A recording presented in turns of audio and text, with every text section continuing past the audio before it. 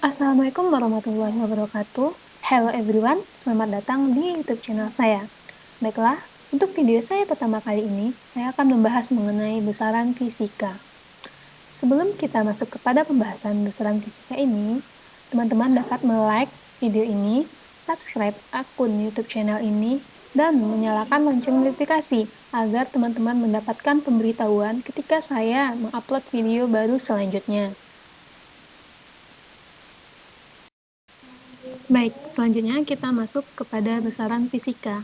Sebelum kita mempelajari lebih lanjut mengenai besaran fisika ini, akan lebih baik kita mengetahui konsep dari besaran fisika itu sendiri. Jadi, besaran fisika, seperti yang kita ketahui, merupakan segala sesuatu yang dapat diukur dan dinyatakan dengan angka.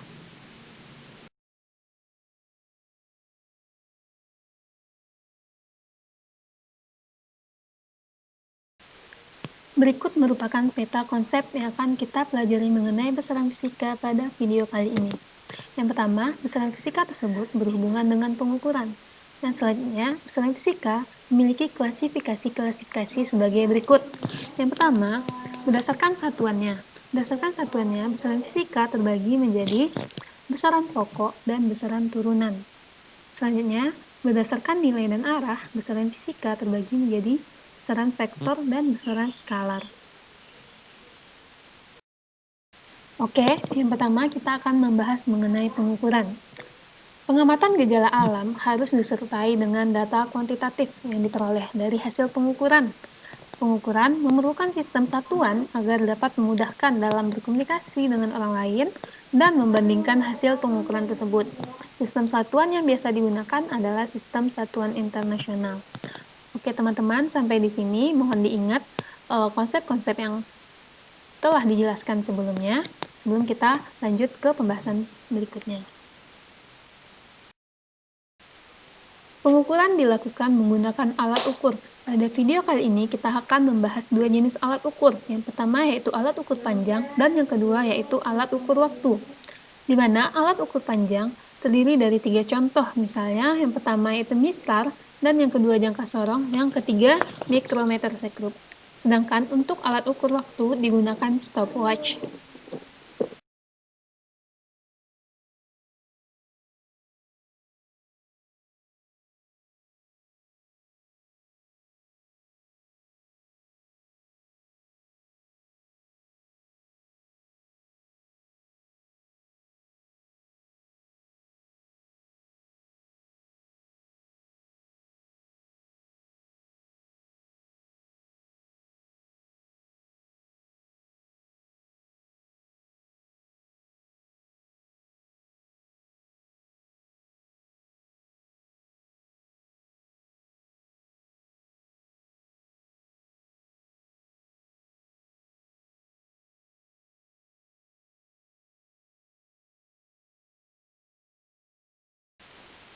Berikut merupakan contoh penyelesaian kasus menggunakan mistar. Dapat dilihat pada gambar, terjadi pengukuran terhadap suatu persegi panjang menggunakan mistar. Dapat dilihat bahwa ujung benda persegi panjang terletak pada angka 8 pada garis panjang di mistar. Sedangkan untuk garis pendek terdapat pada angka pada garis ke-7. Sehingga untuk panjang benda yaitu 8 cm garis panjang ditambah dengan 0,7 cm pada garis yang lebih pendek, sehingga panjang benda menjadi 8,7 cm. Selanjutnya yaitu untuk ketelitian dari benda yang diukur yaitu sebesar 0,05 cm, sehingga hasil pengukuran untuk benda ini menjadi 8,75 cm. Alat ukur yang kedua yang akan dibahas adalah jangka sorong. Pada gambar dapat dilihat terdapat beberapa bagian pada jangka sorong, seperti yang pertama yaitu rahang tetap. Pada rahang tetap ini memuat skala utama dari jangka sorong. Dan yang kedua yaitu rahang geser. Pada rahang geser ini akan memuat skala nonius dari jangka sorong. Berikut merupakan fungsi dari jangka sorong. Jangka sorong digunakan untuk mengukur diameter dalam atau luar benda, seperti mengukur diameter cincin, diameter kelereng, dan lain-lain. Untuk panjang skala utama dari jangka sorong adalah 10 cm. Untuk skala terpendeknya adalah 0,01 cm atau setara dengan 0,1 mm. Sedangkan ketelitian atau ketidakpastiannya adalah sebesar 0,005 cm atau setara dengan 0,05 mm. Berikut merupakan contoh penyelesaian kasus menggunakan jangka sorong. Dapat dilihat pada gambar bahwa skala utama, yaitu skala yang berada di atas garis, terdapat pada angka 3 cm dan garis-garis kecilnya terdapat pada angka 0,4 cm, sehingga besarnya skala utama adalah sebesar 3,4 cm. Selanjutnya, untuk skala Nennius yang berada pada bawah garis sebesar 0,02 cm. Hal tersebut dilihat dari adanya garis yang berimpit antara garis pada skala utama dan skala Nennius. Pada gambar terlihat adanya himpitan garis tersebut pada garis kedua, sehingga besarnya skala Nennius ini adalah sebesar 0,02 cm. Selanjutnya, untuk ketelitian pada jangka sorong ini adalah sebesar 0,005 cm, sehingga hasil pengukuran pada jangka sorong ini adalah sebesar 3,425 cm. Selanjutnya, alat ukur panjang yang ketiga yaitu mikrometer sekrup.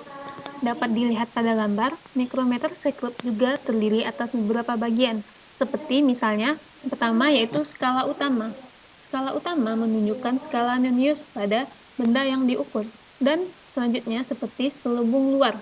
Selubung luar ini akan menunjukkan skala Nennius dari benda yang akan diukur.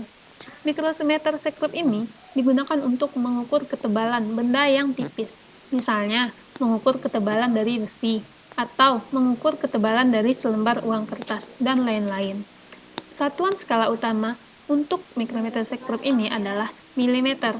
Untuk skala terpendek dari mikrometer sekrup ini adalah sebesar 0,001 cm atau setara dengan 0,01 mm. Untuk ketelitian dari mikrometer sekrup ini adalah sebesar 0,005 mm.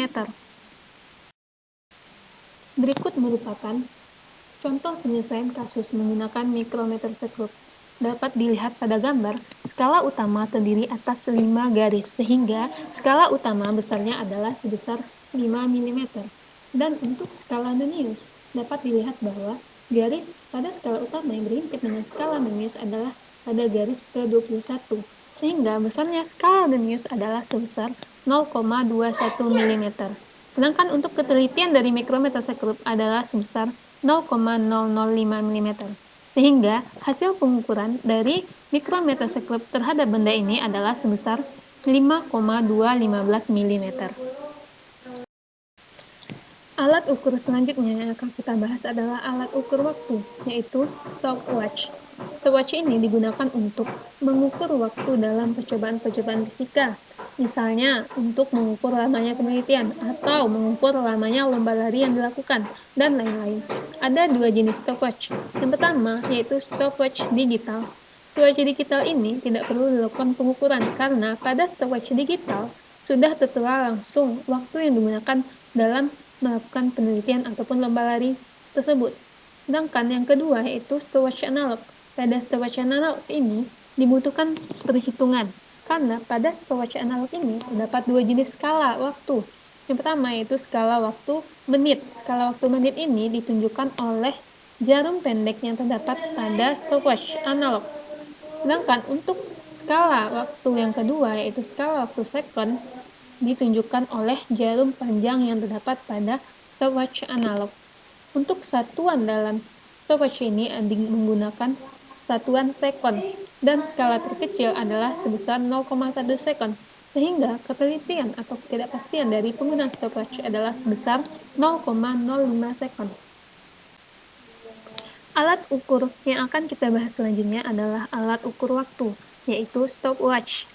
Stopwatch ini digunakan untuk mengukur waktu dalam percobaan-percobaan fisika, seperti misalnya mengukur lamanya penelitian atau lamanya lomba lari, dan lain-lain. Ada dua jenis stopwatch. Yang pertama yaitu stopwatch analog dan yang kedua yaitu stopwatch digital.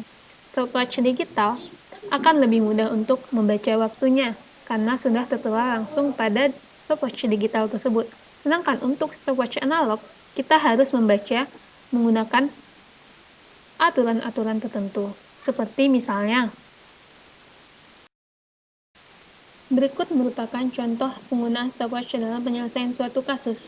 Pada stopwatch dapat dilihat bahwa jarum pendek menunjukkan angka pada angka 10, sehingga lamanya waktu yang ditunjukkan oleh jarum pendek pada stopwatch adalah sebesar 10 menit.